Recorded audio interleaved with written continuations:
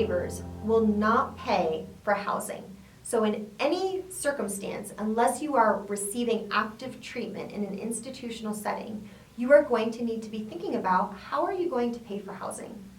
You could rent your home or you could own your home. Some families who have the financial means choose to invest in housing for their loved one. That could be an accessory dwelling unit on the family property, that could be a separate home elsewhere, or it can mean bequeathing the family home. Some state housing finance authorities actually offer down payment assistance and may have mortgage products to help you secure and invest in housing stability for the future. One of the benefits of home ownership is that any modifications you make are yours. Nobody can raise the rent and bump you out of your monthly budget. So for someone on a fixed income, that can be key. You can also rent your home. Renting your home can be very expensive. That's called market rate housing.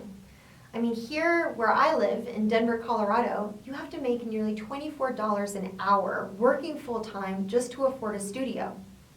Luckily, our country has some affordable housing programs. In general, there are two ways in which housing is made affordable in our country. The first way is that developers are offered subsidies. And so they build this housing with subsidies and they promise that a certain amount of units have to be affordable. And so maybe that is an opportunity for you to be able to live in one of those units. Alternatively, you could use what's called a housing choice voucher. A housing choice voucher is paid for through the Public Housing Authority.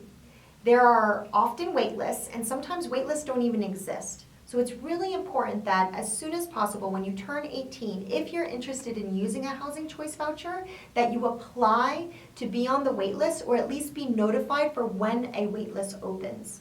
The housing choice voucher allows you to be able to rent a market rate unit, but you only have to pay 30% of your income, and the voucher subsidizes the rest. So essentially, you pay your landlord some of the rent, and then the housing authority is going to pay your landlord the rest of the rent. As there's a movement to create more narrow-inclusive housing solutions, we have to think about, do we want to add more additional rentals to the market, or do we want more home ownership opportunities?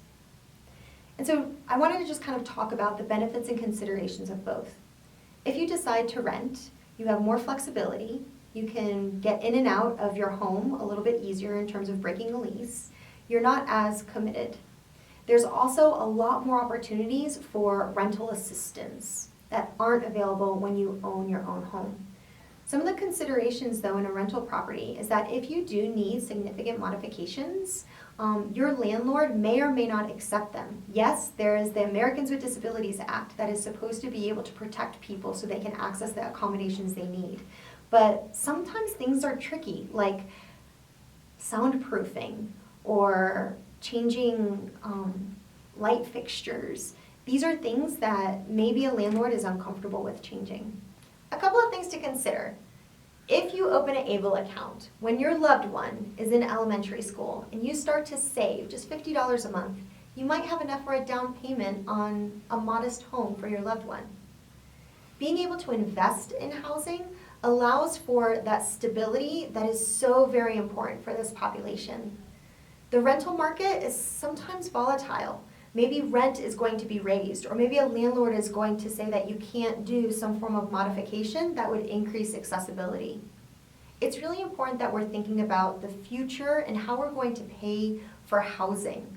And whether that's advocating at the national level, the state level, or the local level, we need to be able to work collectively to help increase access to rental assistance programs all across the country. At this point in time, individuals who are on the autism spectrum or who have an intellectual and developmental disability are often not even considered in housing assessments at the local level. We have to make sure that we are visible.